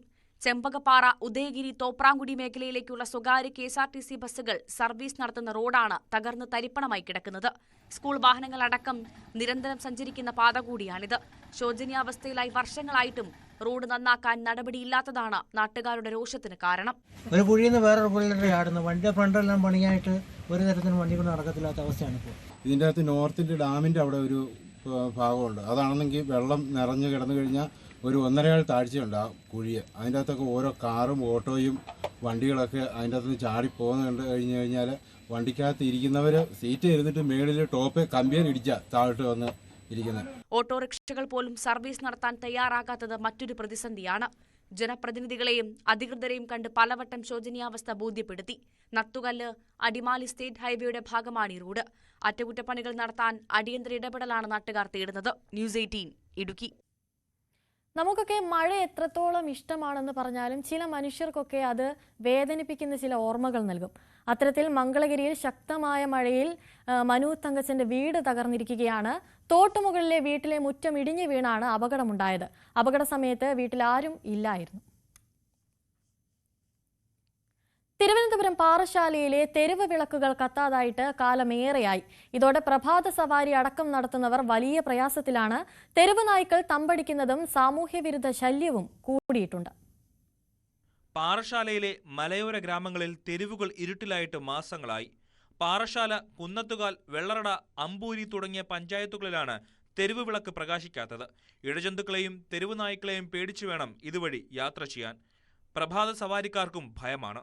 KSEBയും പഞ്ചായത്തും പരസ്പരം പഴിചാരുന്നതല്ലാതെ പ്രശ്നം പരിഹരിക്കാത്തതിലാണ് നാട്ടുകാരുടെ പ്രതിഷേധം. എല്ലാ ജംഗ്ഷനിലും ഇരുട്ടിൽ മുങ്ങിക്കിടക്കുകയാണ്. കാര്യം ലൈറ്റുകളൊന്നും പ്രോപ്പറായിട്ട് കത്തുന്നില്ല. ഞങ്ങൾ പഴയ പ്രാവശ്യം ഇലക്ട്രിസിറ്റി ബോർഡുമായിട്ട് ബന്ധപ്പെട്ടു. അപ്പോൾ അവർ പറഞ്ഞ് പഞ്ചായത്തിനെ കുറ്റം പറയും, അല്ലെങ്കിൽ ഇത് കോൺട്രാക്ടറെ കുറ്റം പറയും. 3 വർഷം ഗ്യാരണ്ടി കൊടുത്തിട്ടാണ് ഇവിടെ എല്ലാ ബൾബുകളും ഉണ്ട്. പക്ഷേ 6 months പോലും അത് പ്രോപ്പറായിട്ട് വർക്ക് ആവുന്നില്ല. കത്തിയാൽ കത്തും, ഇല്ലെങ്കിൽ ഡേ ടൈം ഫുള്ളാ കത്തി കിടക്കുകയാണ്. ഇങ്ങനെ അണയ്ക്കാനോ തിരിഞ്ഞു നോക്കാനോ ഒരു മനുഷ്യനില്ല. ഇരുട്ട് വീണാൽ നെടുമങ്ങാട് കന്യാകുമാരി സംസ്ഥാന പാതയിലെ ആനപ്പാറ, ആറാട്ടുകുഴി, പൂവൻകുഴി, മുതുവൻകോണം, കടുക്കറ തുടങ്ങിയ റോഡുകളും ഇരുട്ടിലാണ്. ഗ്രാമങ്ങളെ ബന്ധിപ്പിക്കുന്ന മലയോര ഹൈവേകളിലെ സ്ഥിതിയും സമാനമാണ്. വ്യാപാര സ്ഥാപനങ്ങളിലെ ലൈറ്റുകൾ ഓഫ് ചെയ്യുന്നതോടുകൂടി പാതയോരങ്ങൾ പൂർണ്ണമായി ഇരുട്ടിലാവുകയാണ്. ന്യൂസ് 18 പാറശാല. വന്യമൃഗശല്യത്തെപ്പറ്റി നമ്മൾ കുറച്ച് മുമ്പ് വരെ പറഞ്ഞു വെച്ചതേ ഉള്ളൂ. അത്തരമൊരു വാർത്തയിലേക്കാണ് ഇനി പോകുന്നത്. ഈ വന്യമൃഗശല്യമുള്ള ഇടങ്ങളിൽ വഴിവിളക്കുകൾ കൂടി ഇല്ലാതായുള്ള അവസ്ഥ എന്ന് പറയുന്നത് അതിഭീകരമായിരിക്കും. അവിടുത്തെ ജനങ്ങളായിരിക്കും അതിന്റെ എല്ലാ പ്രതിസന്ധിയും നേരിടേണ്ടി വരിക. അത്തരത്തിൽ വന്യമൃഗശല്യമുള്ള പാലക്കാട് നെല്ലിയാമ്പതിയിൽ വഴിവിളക്കുകൾ അണഞ്ഞിട്ട് മാസങ്ങളായിട്ടും നടപടിയില്ലെന്നാണ് ആക്ഷേപമുയരുന്നത്. പുലിയമ്പാറ ഊത്തുകുഴി പ്രദേശം ഇരുട്ടിലായതോടെ ഇവിടങ്ങളിലെ തോട്ടം തൊഴിലാളികളാണ് ഇതോടെ ഏറെ ദുരിതത്തിലായത്. വോട്ട് വാങ്ങിപ്പോയതല്ലാതെ ജനപ്രതിനിധികൾ പിന്നീട് തിരിഞ്ഞു നോക്കിയില്ലെന്നും ആക്ഷേപമുണ്ട്. പാലക്കാട് നെല്ലിയാമ്പതി പുലേമ്പാറ ഊത്തുകുഴി പ്രദേശമാണ് മാസങ്ങളായി ഇരുട്ടിലായത്. പ്രദേശത്തെ എസ്റ്റേറ്റ് ലയങ്ങളിലായി നിരവധി തോട്ടം തൊഴിലാളികളാണ് താമസിക്കുന്നത്. പൊതു ഇടങ്ങളിലെ വൈദ്യുതി വിളക്കുകൾ കത്താതായിട്ട് മാസങ്ങളായി. 14 ഇവിടെ ഓർഡർ ആയതാണ്. അതിൽ 14 വന്നിട്ട് 10 കൂടി കിട്ടിയിട്ടില്ല. പഞ്ചായത്തിൽ ചോദിച്ചപ്പോൾ ഇന്ന പോലെ നിങ്ങളുടെ അവിടുത്തെ മെമ്പർ മേടിച്ചിട്ട് പോയി എന്നാ പറയണത്. പഞ്ചായത്തിൽ നിന്നാണ് പറഞ്ഞതെന്ന് പറഞ്ഞു. അപ്പോൾ നാളെ വരുമോ ചോദിച്ചു. 7 മാസമായി പറഞ്ഞിട്ട്. ഉത്തരവാദിത്തമുള്ള ആളാണെങ്കിൽ ഒന്ന് ചോദിക്കേണ്ടത്. ഞങ്ങളുടെ വാർഡ് മെമ്പർ ഈ വഴിക്ക് തിരിഞ്ഞു നോക്കിയിട്ടില്ല. ഇതോടെ ഏറെ ദുരിതത്തിലാണ് തൊഴിലാളികളും പ്രദേശവാസികളും. ഇവിടെയും ചുറ്റുപാടുമായി നിത്യേനെ വന്യമൃഗങ്ങളുടെ ആക്രമം ഉണ്ടാകാറുണ്ട്. ഇതിനടുത്തു തന്നെ കഴിഞ്ഞ ദിവസങ്ങളിൽ കാട്ടാന ഇറങ്ങുകയും ചെയ്തിരുന്നു. വൈദ്യുതി വിളക്കുകൾ അണഞ്ഞതോടെ രാത്രികാലങ്ങളിൽ ഭീതിയോടെയാണ് ഇവിടുത്തുകാർ കഴിയുന്നത്. രാത്രി ഇവിടെ ലൈറ്റ് ഒന്നും ഇല്ല. ഇപ്പൊ കുട്ടികളുള്ള അവിടെയാണ്. ഞങ്ങൾ പെണ്ണുങ്ങൾ ഏതു നേരം വെളിയിൽ വരും, വെള്ളം പിടിക്കും. അപ്പുറത്തെ അടുക്കള ഭാഗത്തും ഫ്രണ്ട് അവിടെയും ഞങ്ങൾക്ക് ലൈറ്റ് ഇട്ട് തരണം. ആനന്റെ ഒരുപാട് സജ്ജിയാണ്, അങ്ങോട്ടും ഇങ്ങോട്ടും കടക്കാൻ പറ്റില്ല. അപ്പൊ അത് പറയുക. വെളിച്ചമില്ലാത്തതുകൊണ്ട് വന്യമൃഗങ്ങളെ പേടിച്ച് അത്യാവശ്യ കാര്യങ്ങൾക്ക് പോലും പുറത്തിറങ്ങാൻ പറ്റാത്ത അവസ്ഥയാണ്. കഴിഞ്ഞ പ്രാവശ്യം എസ്റ്റേറ്റ് സൂപ്പർവൈസർ കാട്ടാനയുടെ ആക്രമണത്തിൽ നിന്ന് ഭാഗ്യം കൊണ്ടാണ് രക്ഷപ്പെട്ടത്. വോട്ട് വാങ്ങി ജയിച്ചുപോയ ജനപ്രതിനിധികൾ പിന്നീട് ഇവിടേക്ക് തിരിഞ്ഞു നോക്കുകയോ പ്രശ്നത്തിൽ ഇടപെടുകയോ ചെയ്യുന്നില്ലെന്നും ആക്ഷേപമുയരുന്നുണ്ട്. ജോലി കഴിഞ്ഞ് വന്ന് രാത്രിയിൽ ഉറങ്ങാൻ പറ്റാത്തൊരു സാഹചര്യമാണ് ഇപ്പോൾ നിലവിൽ നെല്ലിയാമ്പതി ഊത്തുകുഴി ഡിവിഷനിൽ ഉള്ളത്. രാത്രികാലം ആയിക്കഴിഞ്ഞാൽ ആ ഭാഗത്ത് ആന വരികയും പകലും വൈകുന്നേരവും മുൻവശത്ത് കൂടി ആനകൾ വരികയും ആണ് ചെയ്യുന്നത്. ജില്ലയുടെ പല ഭാഗങ്ങളിലും കാട്ടാന ആക്രമണത്തിൽ മരണങ്ങൾ സംഭവിക്കുന്ന വാർത്തകൾ പുറത്തുവരുമ്പോൾ ഏറെ ഭീതിയോടെയാണ് പ്രദേശത്തെ കുടുംബങ്ങൾ ഓരോ രാത്രിയും തള്ളി നീക്കുന്നത്. വിഷയത്തിൽ അധികൃതരുടെ ഭാഗത്തുനിന്ന് അടിയന്തരമായി നടപടിയുണ്ടാകണമെന്നാണ് ആവശ്യം. ന്യൂസ് 18 പാലക്കാട്. വനത്തോട് ചേർന്ന് ജനവാസ മേഖലകളിൽ സൗരോർജ്ജ വേലി നിർമ്മിക്കുന്നില്ലെന്നാരോപിച്ച് കത്തോലിക്ക സഭ താമരശ്ശേരി രൂപതയുടെ നേതൃത്വത്തിൽ വനംവകുപ്പ് ഓഫീസിന് മുന്നിൽ സാരി വേലി സമരം സംഘടിപ്പിച്ചു. വിശ്വാസികളുടെ വലിയ പങ്കാളിത്തമാണ് സമരത്തിലുണ്ടായത്. വന്യജീവി ആക്രമണം തുടർക്കഥയായി മാറുമ്പോഴും പ്രതിരോധ നടപടികൾ ഫലപ്രദമാകുന്നില്ലെന്നാണ് സഭയുടെ പരാതി. കാടിന്റെ അതിർത്തിയിൽ പ്രതീകാത്മകമായി സാരിവേലി നിർമ്മിക്കാൻ പ്രകടനമായി പുറപ്പെട്ട പ്രതിഷേധക്കാരെ പെരുവണ്ണാമൂഴി ഫോറസ്റ്റ് ഓഫീസിന് മുന്നിൽ തടഞ്ഞു. തലശ്ശേരി രൂപതാ വികാരി ജനറൽ എബ്രഹാം വയലിൽ വനം വകുപ്പ് ഓഫീസിന് മുന്നിൽ സമരവേലി കെട്ടി. സൗരവേലിതെന്ന് അന്വേഷിച്ച് ഞങ്ങൾ ഈ ദിവസങ്ങളിലൊക്കെ നടക്കുകയായിരുന്നു. ഇന്നലെ വൈകുന്നേരം വരെ നടന്നിട്ടും ഞങ്ങൾക്ക് എവിടെയും ഈ സൗരവേലി എന്താണെന്ന് കണ്ടെത്താനായിട്ട് സാധിച്ചിട്ടില്ല. അതിനെതിരെയുള്ള ഞങ്ങളുടെ പ്രതിഷേധമാണ് ഈ സാരിവേലി സമരം. ഒരുപക്ഷെ മന്ത്രിമന്ദിരത്തിന്റെ നടുത്തൊട്ടിലിരുന്ന് അദ്ദേഹം ഈ സമരം കണ്ട് ചിരിക്കുന്നുണ്ടായിരിക്കും. നിങ്ങളുടെ ഒരു സാരിവേലി സമരമെന്ന് അദ്ദേഹത്തിന് ചിലപ്പം പുച്ഛമായിരിക്കും. പക്ഷേ ബഹുമാനപ്പെട്ട മന്ത്രി അങ്ങൊന്ന് ഓർത്തു, ഈ സാരി പിടിച്ചിരിക്കുന്ന കരങ്ങളുണ്ടല്ലോ, തൂമ്പായുടെ കരം പിടിച്ച തഴമ്പുള്ള കരങ്ങളാണ്. ഈ കരത്തിന്റെ ബലം അങ്ങ് അറിയാൻ പോകുന്നതേ ഉള്ളൂ. കത്തോലിക്ക കോൺഗ്രസ് സംഘടിപ്പിച്ച സമരത്തിൽ താമരശ്ശേരി രൂപതയ്ക്ക് കീഴിലുള്ള ഇടവകകളിൽ നിന്നുള്ള വിശ്വാസികൾ പങ്കെടുത്തു. 9-ന് താമരശ്ശേരി വനം വകുപ്പ് ഓഫീസിന് മുന്നിലും 16-ന് നിലമ്പൂരിലും സമരം നടത്തുമെന്ന് കത്തോലിക്ക കോൺഗ്രസ് അറിയിച്ചു. ന്യൂസ് 18 കോഴിക്കോട്. കാസർഗോഡ് തൃക്കരിപ്പൂർ നടക്കാവ് ഉദിനൂരിൽ റെയിൽവേ മേൽപ്പാലത്തിനായി നടപടികൾ ആരംഭിച്ചിരിക്കുകയാണ്. തീരദേശ മേഖലയുടെ വികസനത്തിന് വഴിവെക്കുന്നത് കൂടിയാണ് ഈ മേൽപ്പാലം. Road and bridge development corporation കേരളയുടെ നേതൃത്വത്തിലാണ് പ്രവൃത്തികൾ. അതിരുകൾ കണ്ടെത്തി 69 കല്ലുകളാണ് സ്ഥാപിക്കുക. റവന്യൂ വകുപ്പിന്റെ നേതൃത്വത്തിൽ ആവശ്യമായ ഭൂമി അളന്നു തിട്ടപ്പെടുത്തി അർഹമായ നഷ്ടപരിഹാരം നൽകി ഏറ്റെടുക്കൽ നടപടികൾ തുടങ്ങും. വളവ് തിരിവുകളില്ലാത്ത റോഡായതിനാൽ ഉദിനൂർ റെയിൽവേ മേൽപ്പാലം നിർമ്മിക്കാനുള്ള നടപടികൾ വേഗത്തിലായി. നടക്കാവ് കാപ്പുകുളത്തിന്റെ അതിരു മുതൽ ഉദിനൂർ സെൻട്രൽ പരിസരത്തിന് കിഴക്ക് വരെയാകും മേൽപ്പാലം വരിക. ഇതിനായി സ്വകാര്യ വ്യക്തിയിൽ നിന്നും സ്ഥലം ഏറ്റെടുക്കുകയും കടമുറികൾ പൊളിച്ചു മാറ്റേണ്ടതുണ്ട്. 34.24 കോടി രൂപയാണ് ചെലവ് പ്രതീക്ഷിക്കുന്നത്. ഉദിനൂരിൽ മേൽപ്പാലം യാഥാർത്ഥ്യമായാൽ തീരദേശ പ്രദേശങ്ങൾ വികസനം കൈവരിക്കും. ടൂറിസം സാധ്യതയും വർദ്ധിക്കും. തൊട്ടടുത്ത് 3 സ്കൂളുകളിലെ കുട്ടികളുടെ യാത്രാ ദുരിതത്തിനും പരിഹാരമുണ്ടാകും. സമീപത്തെ തൃക്കരിപ്പൂർ വെള്ളാപ്പ് ജംഗ്ഷൻ റെയിൽവേ ഗേറ്റിൽ മേൽപ്പാലം നിർമ്മിക്കുന്നതിനും പാലക്കാട് റെയിൽവേ ഡിവിഷനിൽ നിന്നും GAD അനുമതിയായിട്ടുണ്ട്. ന്യൂസ് 18 കാസർഗോഡ്. കണ്ണൂർ പാലക്കോട് അഴിമുഖത്തടിഞ്ഞ മണൽ നീക്കം 10 ദിവസത്തിനകം ആരംഭിക്കാൻ തീരുമാനം. പയ്യന്നൂർ, കല്യാശ്ശേരി MLA-മാരുടെ സാന്നിധ്യത്തിലാണ് രാമന്തളി പഞ്ചായത്ത് കോൺഫറൻസ് ഹാളിൽ ചേർന്ന അവലോകന യോഗത്തിൽ തീരുമാനമായത്. ചെന്നൈയിൽ നിന്നും ഉപകരണങ്ങൾ എത്തിച്ചാകും മണലെടുക്കുക. പാലക്കോട് ചൂട്ടാട് കടലിൽ മത്സ്യബന്ധന വള്ളങ്ങൾ അപകടത്തിൽപ്പെടുന്നത് പതിവായതോടെയാണ് പ്രത്യേക അവലോകന യോഗം ചേർന്നത്. മണലടിഞ്ഞ് അഴിമുഖം അടയുന്ന പ്രശ്നത്തിന് പരിഹാരം കാണാൻ അടിയന്തര പ്രാധാന്യത്തോടെ മണൽ നീക്കം ചെയ്യാൻ യോഗത്തിൽ തീരുമാനമായി. കെൻഡലിനാണ് ഡ്രഡ്ജിംഗ് ചുമതല. ചെന്നൈയിൽ നിന്നും ഉപകരണങ്ങൾ എത്തിച്ചാണ് മണലെടുക്കുക. ഡ്രഡ്ജ് ചെയ്യുന്ന മണൽ നിക്ഷേപിക്കുന്നതിനായി മാടായി പഞ്ചായത്ത്, കുഞ്ഞിമംഗലം പഞ്ചായത്ത്, പയ്യന്നൂർ നഗരസഭ എന്നിവിടങ്ങളിലെ 3 സ്ഥലങ്ങളുടെ പേരാണ് യോഗത്തിൽ ഉയർന്നത്. ഇതിൽ ഉചിതമായ സ്ഥലം തിരഞ്ഞെടുത്ത് മണൽ നിക്ഷേപം നടത്തും. കഴിഞ്ഞ വർഷത്തെ മണൽ നിക്ഷേപിച്ചത് ചെറുതാഴം പഞ്ചായത്തിലാണ്. ഈ മണൽ വിൽക്കാനുള്ള നടപടി ഊർജിതമാക്കാനും യോഗം തീരുമാനിച്ചു. പാലക്കോട് പുലിമുട്ട് നിർമ്മാണം അടിയന്തരാടിസ്ഥാനത്തിൽ പൂർത്തിയാക്കാൻ കരാറുകാരന് നിർദ്ദേശം നൽകാനും യോഗത്തിൽ തീരുമാനമായി. ന്യൂസ് 18 പയ്യന്നൂർ. നമ്മളൊക്കെ എപ്പോഴും ഹീറോസ് എന്ന് പറയുന്ന ആൾക്കാരാണ് ഫയർഫോഴ്സ് ജീവനക്കാർ. ചില റെസ്ക്യൂ വീഡിയോസിൻ്റെ ഒക്കെ കമൻറ്റിൽ ആത്മാർത്ഥമായി ജോലി ചെയ്യുന്ന ഒരേ ഒരു വിഭാഗം എന്നൊക്കെ പറഞ്ഞ് ഒരുപാട് പേര് കമൻറ്റ് ചെയ്തിട്ടൊക്കെ കാണാം. ശരിക്കും പറഞ്ഞാൽ അവരെ ഹീറോസ് എന്ന് തന്നെ വേണമെങ്കിൽ വിശേഷിപ്പിക്കാം. അവർക്ക് പാലക്കാട് പട്ടാമ്പിയിലെ ഫയർഫോഴ്സിന് സ്വന്തമായ ഓഫീസ് കെട്ടിടം യാഥാർത്ഥ്യമാവുകയാണ്. 3 കോടി രൂപ ചെലവഴിച്ചാണ് പുതിയ അഗ്നിരക്ഷാ നിലയം പണി കഴിപ്പിക്കുന്നത്. നഗരസഭ വിട്ടു നൽകിയ പഴയ മാർക്കറ്റ് പരിസരത്താണ് നിർമ്മാണം. പട്ടാമ്പിക്കാരുടെ ചിരകാല ആവശ്യമായിരുന്നു സ്വന്തം നാട്ടിൽ ഒരു അഗ്നിരക്ഷാ നിലയം എന്നുള്ളത്. മേഖലയിൽ തീപിടുത്തമോ മറ്റ് അത്യാഹിതങ്ങളോ ഉണ്ടായാൽ 20 കിലോമീറ്റർ അകലെയുള്ള ഷൊർണൂരിൽ നിന്നോ പെരിന്തൽമണ്ണ, കുന്നംകുളം, വളാഞ്ചേരി ഭാഗങ്ങളിൽ നിന്നോ ആയിരുന്നു മുൻപ് ഫയർഫോഴ്സ് യൂണിറ്റുകൾ എത്തിയിരുന്നത്. നിരവധി പരാതികൾക്ക് പിന്നാലെ 2021 വാടക കെട്ടിടത്തിൽ ഫയർഫോഴ്സ് യൂണിറ്റ് ആരംഭിച്ചു. പലതവണ വാടക കെട്ടിടങ്ങൾ ഒഴിയേണ്ടി വന്നതിനാൽ ഫയർ സ്റ്റേഷന്റെ പ്രവർത്തനം പ്രതിസന്ധിയിലായി. തുടർന്നാണ് സ്വന്തമായി കെട്ടിടം നിർമ്മിക്കാനുള്ള പദ്ധതികൾ ആരംഭിച്ചത്. ഇതിനായി നഗരസഭയുടെ ഉടമസ്ഥതയിലുള്ള പഴയ മത്സ്യ മാർക്കറ്റിന്റെ സ്ഥലം വിട്ടു നൽകി. നിലവിൽ ഫയർ സ്റ്റേഷൻ കെട്ടിട നിർമ്മാണ പ്രവർത്തികൾ പുരോഗമിക്കുകയാണ്. ബജറ്റിൽ അനുവദിച്ച 3 കോടി രൂപ ചെലവഴിച്ചാണ് നിർമ്മാണം. മുഹമ്മദ് മൂസിൻ MLA പദ്ധതി പ്രദേശം സന്ദർശിച്ചു. നമുക്ക് ഫയർ സ്റ്റേഷൻ ഇത് യാഥാർത്ഥ്യമാകുന്നതോടുകൂടി ഏറ്റവും കൂടുതൽ ആധുനിക സൗകര്യങ്ങളുള്ള ഫയർ സ്റ്റേഷനായി മാറും. കേരളത്തിൽ എവിടെയും ഒരു ഫയർ സ്റ്റേഷൻ അനുവദിച്ച് വളരെ വേഗത്തിൽ തന്നെ കെട്ടിടത്തിന് സ്വന്തമായ സ്ഥലവും കെട്ടിടത്തിനും ഫണ്ട് ലഭ്യമാകുന്ന സാഹചര്യം ഉണ്ടായിട്ടില്ല.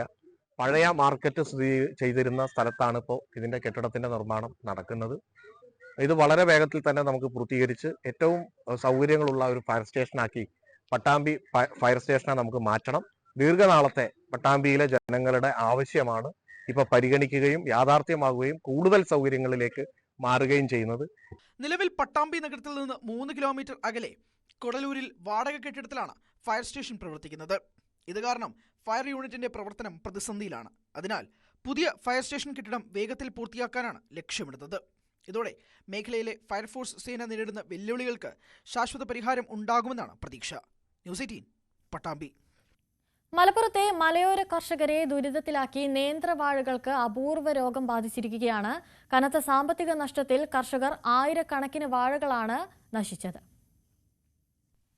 തോരാത്ത മഴയും ശക്തമായ കാറ്റും കാരണം ദുരിതത്തിലായ കർഷകർക്ക് ഇരട്ട പ്രഹരമായിരിക്കുകയാണ് വാഴകൾക്ക് അപൂർവയിനം രോഗം ബാധിച്ചത്. വാഴകൾ ഒടിഞ്ഞു വീഴുകയും കായ്ഫലം തീരെ ഇല്ലാതാവുകയും ചെയ്യുന്ന ഈ രോഗം കർഷകർക്ക് കനത്ത സാമ്പത്തിക നഷ്ടമുണ്ടാക്കുകയാണ്.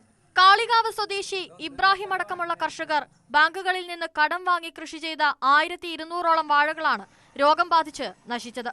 വർഷങ്ങളായി വാഴകൃഷി ചെയ്യുന്ന കർഷകനായ കുട്ടിയാപ്പു ബാങ്കിൽ നിന്ന് ലോണെടുത്തും കടം വാങ്ങിയുമാണ് കൃഷി ചെയ്യുന്നത്. വിളവെടുപ്പിന് പാകമാകുമ്പോൾ ഒരു വാഴയ്ക്ക് ഏകദേശം 200 മുതൽ 300 രൂപ വരെയാണ് ചെലവ് വരുന്നത്. എന്നാൽ ഇപ്പോൾ വാഴകൾക്ക് രോഗം ബാധിച്ചതിനാൽ വിളവ് പൂർണ്ണമായും നശിച്ചു. സാധാരണയായി ഒരു വാഴക്കുലയ്ക്ക് 8 മുതൽ 16 കിലോ വരെ ഭാരം ലഭിക്കാറുണ്ട്. എന്നാൽ രോഗം ബാധിച്ച വാഴകളിൽ നിന്ന് 2 മുതൽ 3 കിലോ ഭാരമുള്ള കുലകൾ മാത്രമാണ് ലഭിക്കുന്നത്. ഇൻഷുറൻസ് സഹായവും തുച്ഛമാണ്. വാഴകൾക്ക് ഇൻഷുറൻസ് പരിരക്ഷയുണ്ടെങ്കിലും ഒരു വാഴയ്ക്ക് 10 രൂപ മാത്രമാണ് ലഭിക്കുന്നത്. ഇത് കൃഷിക്കായി മുടക്കിയ പണത്തിന്റെ ചെറിയൊരു ഭാഗം പോലുമല്ല. രോഗം തടയാൻ കൃഷി ഓഫീസിൽ നിന്ന് മരുന്ന് നൽകിയിട്ടും യാതൊരു ഫലവും ഉണ്ടായില്ലെന്ന് കർഷകർ പറയുന്നു. സാധാരണത്തിൽ കൂടുതൽ മഴ പെയ്ത് കാരണം പെട്ടെന്നൊരു മഹാളി രോഗം പോലെ ഒരു മഞ്ഞ കളറുള്ള ഒരു അസുഖം പിടിപെട്ട് കൃഷി ഓഫീസിൽ പോയി ചെന്ന് പറഞ്ഞ് കൃഷി വന്ന് നോക്കി ഓല് നിർദ്ദേശിച്ച മരുന്ന് 2 പ്രാവശ്യം അടിക്കണം എന്ന് പറഞ്ഞാൽ 2 പ്രാവശ്യം അടിച്ച് തുടർച്ചയായിട്ടുള്ള മഴ കാരണമായിരിക്കും ആ മരുന്ന് വേണ്ടത്ര ഫലിച്ചിട്ടില്ല. ഇപ്പോൾ മൊത്തം വായും പൊത്തുപോയി. ഒരു തേർഡ് ഇതിൽ വിൽക്കാൻ പറ്റിയ കൊലകൾ പോലും, ഉപ്പേരിക്ക് കൊടുക്കാൻ പറ്റുന്ന കൊലകൾ പോലും ഉണ്ടായിട്ടില്ല.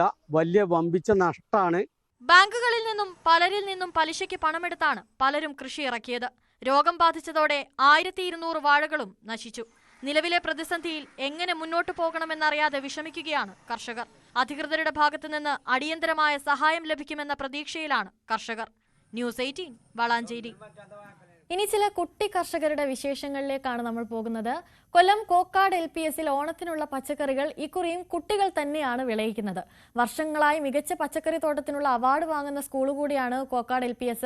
പ്രതികൂല കാലാവസ്ഥയിലും കൃഷി തന്നെയാണ് വിദ്യാർത്ഥികളുടെ ലക്ഷ്യം.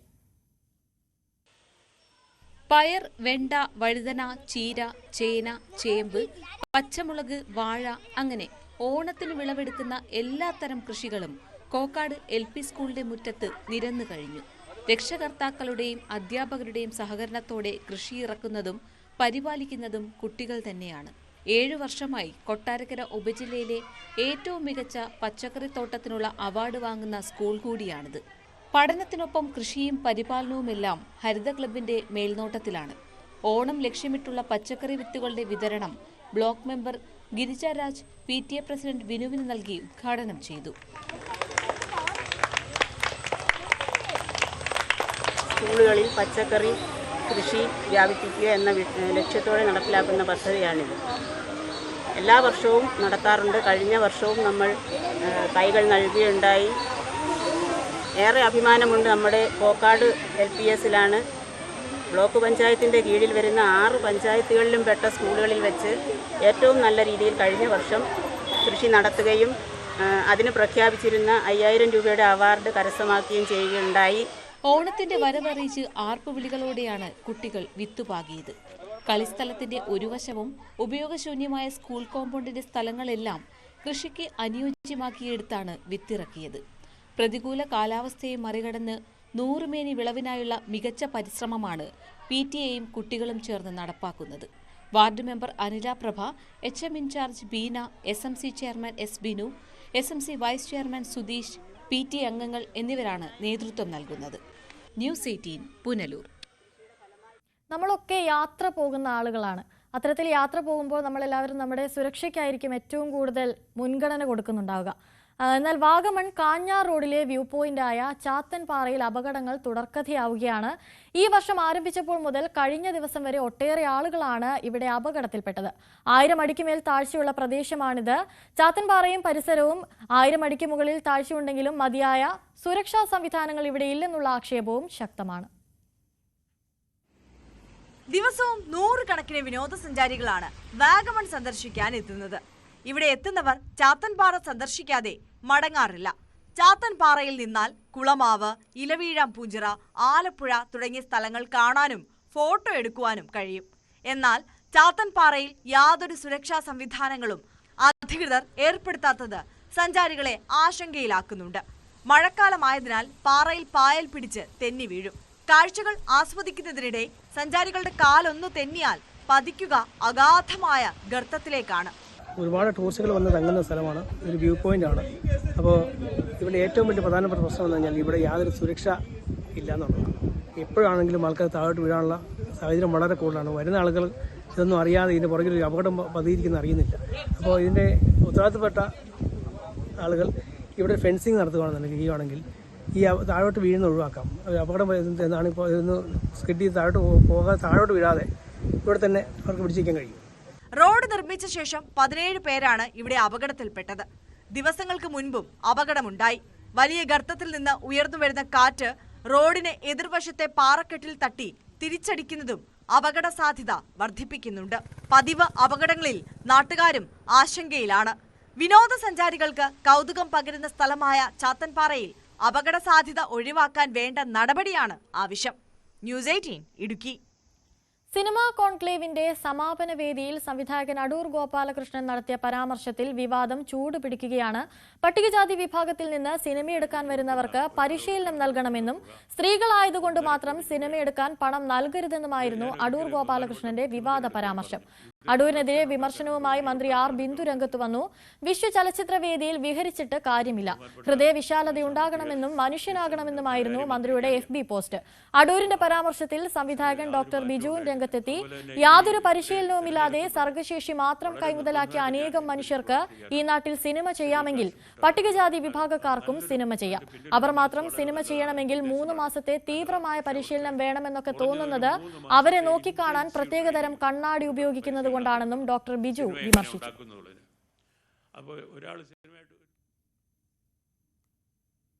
ഇടുക്കി മൂന്നാറിലെത്തുന്ന വിനോദസഞ്ചാരികൾക്ക് സാഹസികതയും വിനോദവും പകരുന്ന പുതിയ ഡോം തിയേറ്റർ പദ്ധതിയുമായി DTPC. ദേവികുളത്ത് പ്രവർത്തിക്കുന്ന ഗവൺമെന്റ് ബൊട്ടാണിക്കൽ ഗാർഡനിലാണ് 360 degree super reality dome theatre നിർമ്മിച്ചത്. ഇടുക്കി ജില്ലയിലെ 2ാമത്തെ ഡോം തിയേറ്ററാണ് മൂന്നാറിലെ ബൊട്ടാണിക്കൽ ഗാർഡനിൽ സജ്ജീകരിച്ചിരിക്കുന്നത്. കാണാം റിയാലിറ്റി ഡോം തിയേറ്ററിന്റെ വിശേഷങ്ങൾ.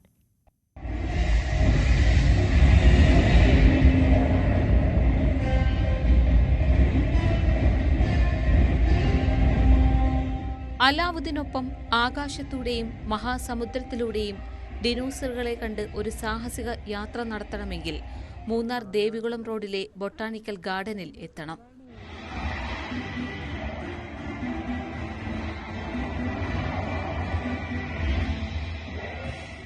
ഇടുക്കിയിൽ തന്നെ 2ാമത്തെ ഡോം തിയേറ്ററാണ് മൂന്നാറിലെ ബൊട്ടാണിക്കൽ ഗാർഡനിൽ സജ്ജമാക്കിയിട്ടുള്ളത്. തിയേറ്ററിനുള്ളിൽ പൂർണ്ണമായും നിറഞ്ഞു നിൽക്കുന്ന സ്ക്രീനിൽ 3D ഗ്ലാസുകൾ ഇല്ലാതെ തന്നെ ദൃശ്യങ്ങൾ കാണാനാകും. പ്രായഭേദമന്യേ ആർക്കും പേടിപ്പെടുത്തുന്നതും രസകരവുമായ ചെറു സിനിമകൾ ഇവിടെ നിന്ന് ആസ്വദിക്കാം. ഒരേ സമയം 30 പേരെ വരെ ഉൾക്കൊള്ളാൻ കഴിയുന്ന സംവിധാനമാണ് ഒരുക്കിയിട്ടുള്ളത്. മൂന്നാർ ഗവൺമെന്റ് ബൊട്ടാണിക്കൽ ഗാർഡനിൽ നമ്മുടെ മൂന്നാർ പ്രദേശത്ത് ആദ്യമായി 360 ഡോം തിയേറ്റർ നമ്മുടെ മൂന്നാർ ഗവൺമെന്റ് ബൊട്ടാണിക്കൽ ഗാർഡൻ സജ്ജമാക്കിയിരിക്കുകയാണ്. 360 വ്യൂവിലുള്ള കുട്ടികൾക്കും മുതിർന്നവർക്കും ഒരുപോലെ ആസ്വദിക്കാൻ സാധിക്കുന്ന അഡ്വഞ്ചറും ഫണ്ണുമായിട്ടുള്ള മൂവീസാണ് ഇവിടെ സെറ്റ് ചെയ്തിരിക്കുന്നത്.